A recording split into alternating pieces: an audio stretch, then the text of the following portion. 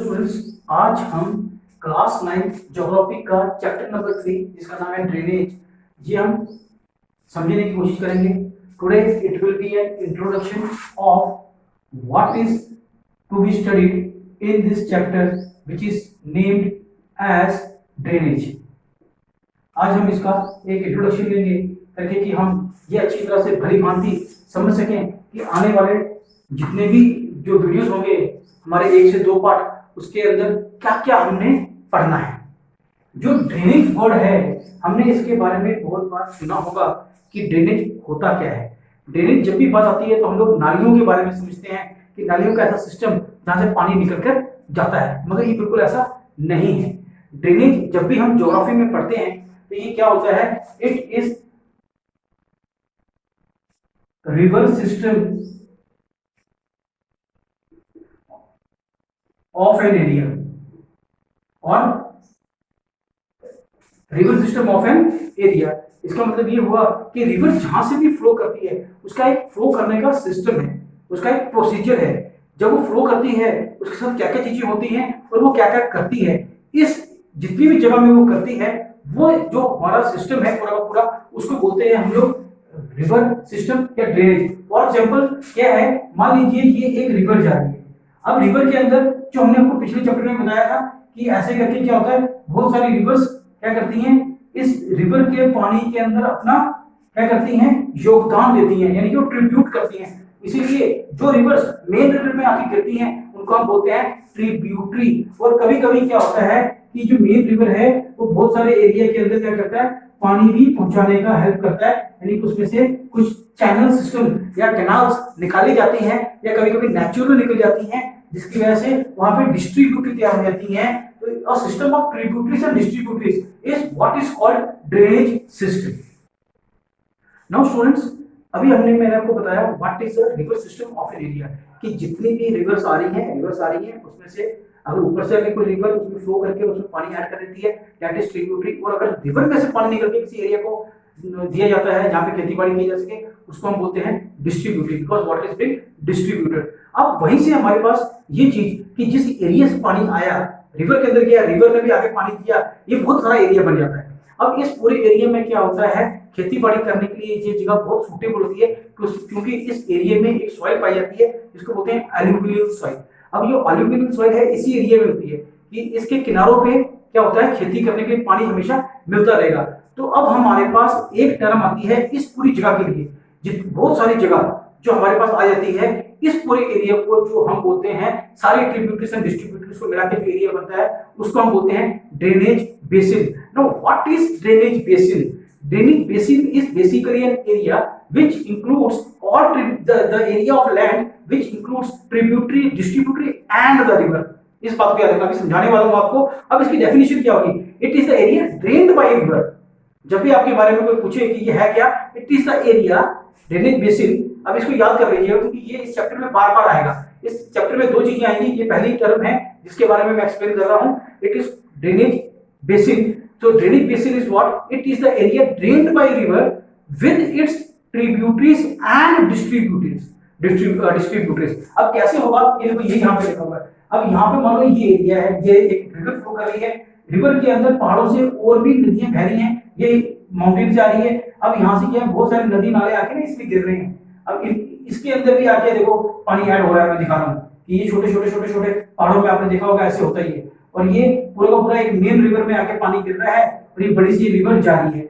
अगर ऐसा हो रहा है तो ये तो बन गई, इसकी क्या बन गई, ट्रिब्यूटरी, क्योंकि इसमें पानी ऐड कर रही है। और अगर ये पानी किसी एरिया को देना शुरू कर दे तो जहां पे यानी कि पानी पहुंच रहा है, यहाँ से नदी आ रही है और ये पानी आगे जा रहा है, तो यहाँ पे खेती बाड़ी हो रही है, मगर ये रिवर तो आगे जा ही नहीं है, रिवर तो रुक ही नहीं रही, रिवर अपना जा रही है और यहाँ पे खेती बाड़ी कर रही है। अब ये एरिया, क्या इस एरिया में पानी नहीं है, ये पानी लेके आ रही है, तो इसका मतलब ये एरिया भी इसके अंदर इंक्लूड हो गया।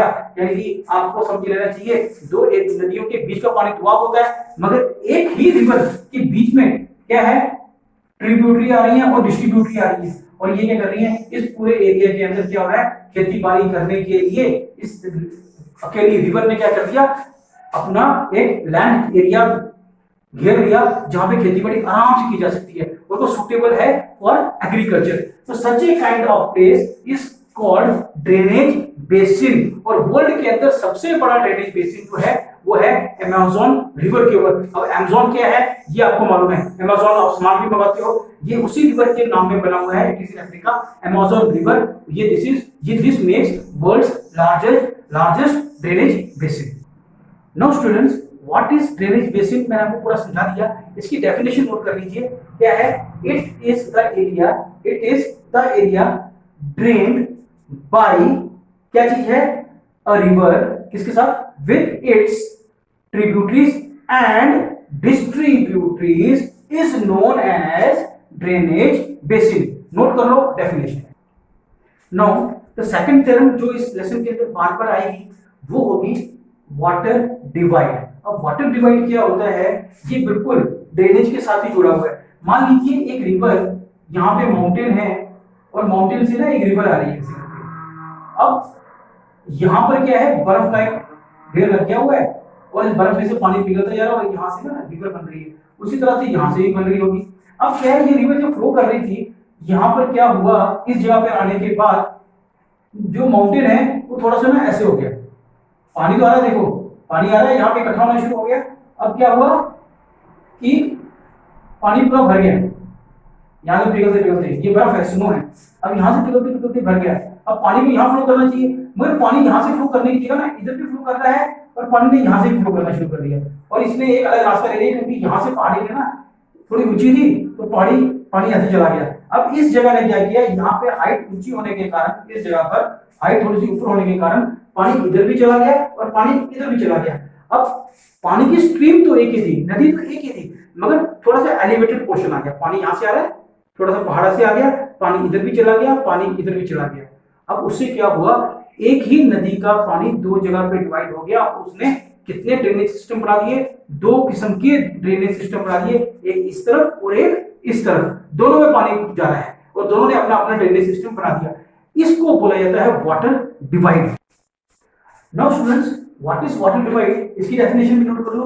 When any elevated area such as a mountain और an upland separates two drainage basins, जब भी कोई पहाड़ या कोई अपलैंड होता है उभरी हुई जगह कि जो रुकावट पैदा कर रहे हैं, अगर वो किसी भी रिवर को डिवाइड करती है कि दो क्या बन जाए, ड्रेनेज बेसिन बन जाए, तो उसको हम बोलते हैं, जगह को क्या बोलते हैं, वाटर डिवाइड। अब मैं आपको बताऊंगा इस लेसन में हमने क्या क्या पढ़ना है। नो स्टूडेंट्स, हम इस लेसन में क्या क्या पढ़ने वाले हैं, अब उसको देखते हैं। सबसे पहले जो हम चीज पढ़ेंगे, क्योंकि ये ड्रेनेज है, तो हम लोग पढ़ेंगे इंडियन ड्रेनेज सिस्टम, कि हिंदुस्तान में जितनी भी नदियां बहती हैं उनका ड्रेनेज सिस्टम है क्या, पहले हम ये पढ़ेंगे। इसके अंदर जो हमने चीजों को पढ़ना है वो चीजें नोट करो। सबसे पहले हम पढ़ेंगे कौन सी रिवर्स जो कहां से निकलती है, हिमालय से, तो हम क्या पढ़ेंगे, हिमालयन रिवर्स के बारे में, HIMALAYAN, हिमालयन रिवर्स के बारे में पढ़ने की कोशिश करेंगे। दूसरा हम पढ़ेंगे द पेनिनसुलर रिवर्स, कि जो पेनिनसुलर जो प्लेटू है वहां से जो रिवर्स निकलती हैं हम उसके बारे में पढ़ेंगे, क्योंकि अभी हमको पता है कि हिमालय कैसे बने, हमने पिछले चैप्टर में पढ़ लिया। पेनिनसुलर प्लेटू कैसे पढ़ा, हमने पढ़ लिया। अब इनमें से निकलने वाली नदियां किस तरह से फ्लो करती हैं, इनकी जो फ्लो करने का पैटर्न क्या है, हम इसको पढ़ने की कोशिश करेंगे। दूसरा हम पढ़ने की इसके अंदर, ये हमारा पहला टॉपिक होगा। जो सेकंड चीज हम पढ़ेंगे, हम पढ़ने की कोशिश करेंगे कि हमारे पूरे इंडिया के अंदर जो ड्रेनेज पैटर्न है वो क्या है।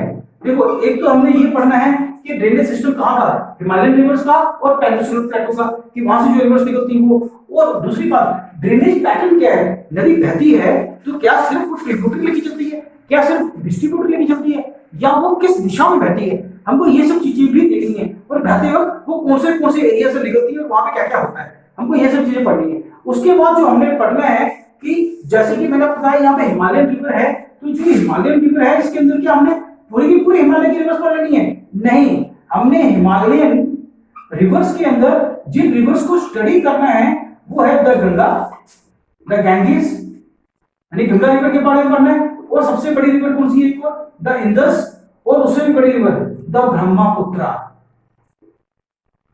हमने इसको पढ़ना है। हमारे लिए ये 3 रिवर्स, हिमालयन रिवर्स के अंदर हम लोग इन 3 को पढ़ने की कोशिश करेंगे और समझने की कोशिश करेंगे। देन कम्स नंबर 4, कौन सी वाली? द पेनिनसुलर रिवर्स जो निकलेगी, ये वाली जो है, ये कौन सी रिवर्स हैं? इसके अंदर क्या हमने निकलते बहुत है, हम लोग कौन सी पढ़ेंगे? हम लोग जो रिवर्स पढ़ेंगे वो होगी द नर्मदा, महानदी, कावेरी, कृष्णा, गोदावरी, तापी को हम लोग पढ़ेंगे। हम लोग ये रिवर्स को यहां पर पढ़ने की कोशिश करेंगे और समझने की कोशिश करेंगे कि इनका ड्रेनेज पैटर्न क्या है। अगर हमने इतना पढ़ लिया तो समझ लीजिए जितने भी तीर्थ स्थल हैं इंडिया के, हम उन सबको पढ़ चुके और उनके बारे में अच्छी तरह जानकारी हमको हो जाएगी। नाउ स्टूडेंट्स, जो हम लोग पढ़ेंगे इसके अंदर एक और टॉपिक आएगा अबाउट लेक्स, क्योंकि जब रिवर बहती है तो कई बार क्या करती है, लेक्स फॉर्म करती है। तो हम लोग ये पढ़ेंगे कि इंडिया की जो लेक्स हैं वो कौन सी हैं और हमारे इंडिया में किस किस्म की टाइप्स ऑफ लेक होती है, किस किस्म की लेक्स पाई जाती हैं, यानी कि टाइप्स ऑफ लेक्स पढ़ेंगे। उसके बाद पढ़ेंगे जो रिवर्स है, how do they contribute, rivers role और रोल ऑफ रिवर इन, इस तरह से लिख लेते हैं, role of river in economic development. अब इसका मतलब क्या हुआ? इसका मतलब हुआ कि एक रिवर किस तरह से हमारे देश की जो आर्थिक स्थिति है, यानी कि फाइनेंशियली, यानी कि क्या मदद करती है कि हमारा देश और मजबूत होता चला जाए, भारत देश को और आगे तरक्की कराने के लिए ये रिवर्स किस तरह से योगदान देती है, एक ये पढ़ना है। और लास्ट में हम पढ़ेंगे पोल्यूशन ऑफ रिवर। हमने सिर्फ रिवर का पोल्यूशन नहीं पढ़ना कि पानी को, रिवर के पानी को गंदा कैसे कर रहे हैं, हम लोगों ने ये भी देखना है what are the measures to control it. हमने causes of river pollution and prevention, दोनों चीजें हमने पढ़नी है, किस तरह से पोल्यूशन को कंट्रोल करना है। इतना पढ़ने के बाद हमारा लेसन पूरा कंप्लीट हो जाएगा और हम अपनी नेक्स्ट वीडियो के अंदर हम लोग यही चीजें देखेंगे कि 1 बाय 1 हम लेंगे, हिमालयन रिवर्स लेंगे, उसको पढ़ेंगे और एक एक करके हम पूरा का पूरा समझते चले जाएंगे। मिलते हैं तब तक आपको सेकंड वीडियो में। Thank you very much.